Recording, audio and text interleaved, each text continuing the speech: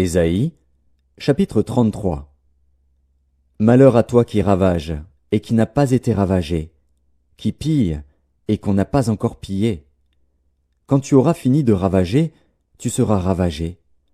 Quand tu auras achevé de piller, on te pillera. Éternel, aie pitié de nous. Nous espérons en toi. Sois notre aide chaque matin et notre délivrance au temps de la détresse. Quand ta voix retentit, les peuples fuient. Quand tu te lèves, les nations se dispersent. On moissonne votre butin comme moissonne la sauterelle.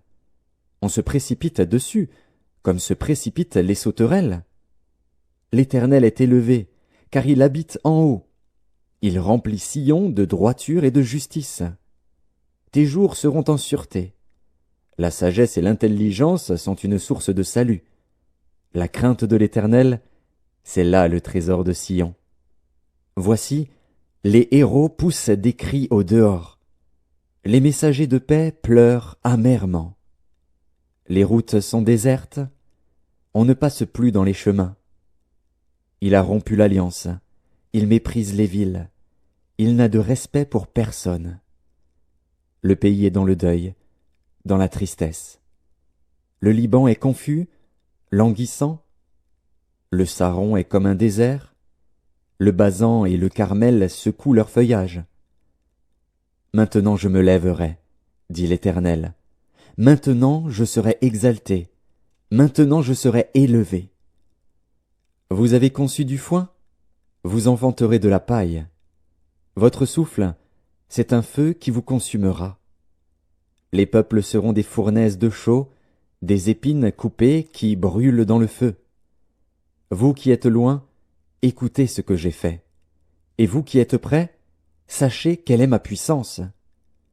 Les pécheurs sont effrayés dans Sion, un tremblement saisit les impies. Qui de nous pourra rester auprès d'un feu dévorant? Qui de nous pourra rester auprès de flammes éternelles? Celui qui marche dans la justice et qui parle selon la droiture, qui méprise un gain acquis avec extorsion, qui secoue les mains pour ne pas accepter un présent, qui ferme l'oreille pour ne pas entendre des propos sanguinaires, et qui se bande les yeux pour ne pas voir le mal, celui-là habitera dans des lieux élevés. Des rochers fortifiés seront sa retraite. Du pain lui sera donné, de l'eau lui sera assurée. Tes yeux verront le roi dans sa magnificence, ils contempleront le pays dans toute son étendue.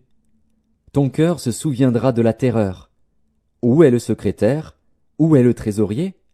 Où est celui qui inspectait les tours? Tu ne verras plus le peuple audacieux, le peuple au langage obscur qu'on n'entend pas, à la langue barbare qu'on ne comprend pas.